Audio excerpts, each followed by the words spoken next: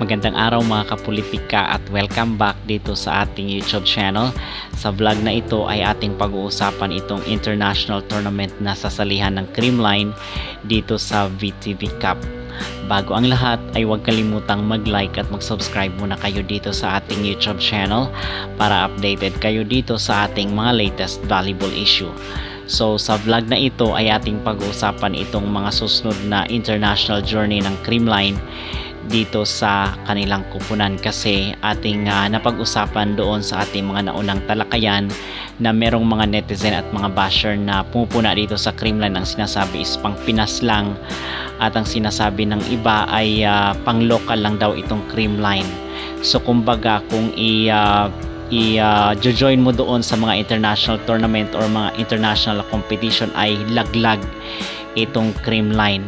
No, ngayon mga kapolitika is merong offer itong Creamline Cold Smasher dito sa VTV Cup. Okay, and kasi dati yung naimbitahan dito is itong kupunan nila si Sirolina. Now this time around is ito namang kupunan ng Creamline kasi sila yung champion at na Grand Slam pa nga dito sa katatapos na PVL League sa ating bansa. So base dito sa ating mga listahan is andito yung iba't ibang bansa na kung saan sasali dito sa VTV Cup. At nag-search rin tayo kung kailan ba itong itong liga na ito, at nakita natin na next year pa pala ito mga kapolitika. But on the other hand is ito yung dapat na pagandaan ng Creamline kasi medyo matitinik at malalakas na kupunan yung mga kalaban nila. So andito yung Philippines of course, at the same time mga kalaban rin ng Pilipinas or ng Creamline yung kupunan ni Buddy Banayag na Aqua Ferries. Okay, so kasama din po yung Kurubi. And then dito sa China meron ding Russia, meron ding South Korea, USA, Poland at Vietnam. So kanya-kanyang club team po itong mga kalaban ng Pilipinas dito sa paparating na VTV Cup.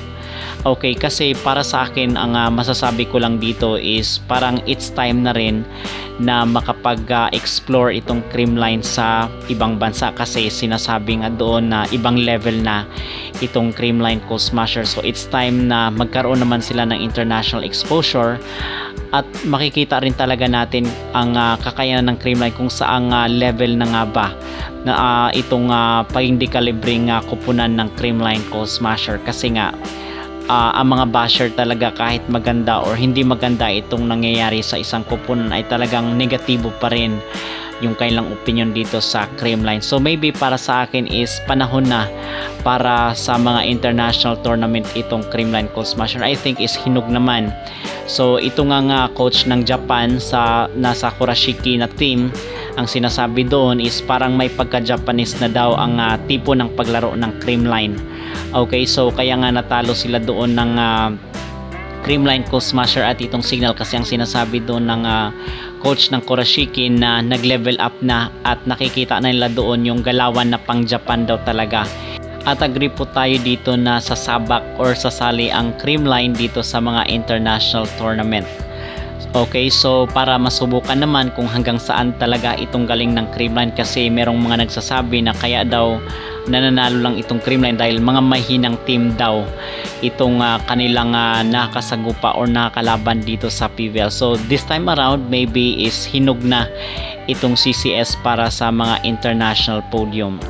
Okay, so far ito yung naging update mga kapolitika at usap-usapan rin na kung saan ang pagsali ng CCS dito sa VTV Cup sa Vietnam. Okay, and on the other hand naman meron po pala tayong update dito kay Erika Stanton, itong nag-import ng CCS na kung saan is maglalaro siya dito sa team sa Finland para sa kanilang Pro League. Okay, kasi itong team na kanyang sasalihan is nasa pang-8.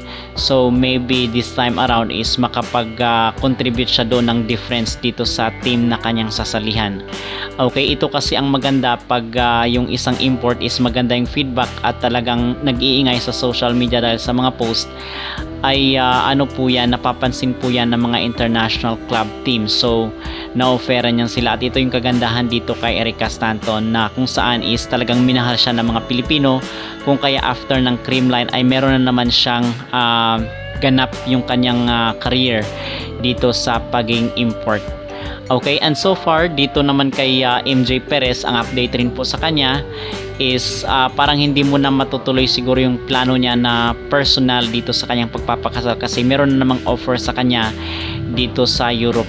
Even though meron ng medyo may edad na itong si MJ Perez, ay nakita pa rin naman natin yung kanyang unstoppable na performance. So maglalaro at meron din po siyang offer dito sa Europe. So parehas sila ni Erica Stanton, nagkaroon agad ng offer matapos yung kanilang unrelentless na performance dito sa PVL League.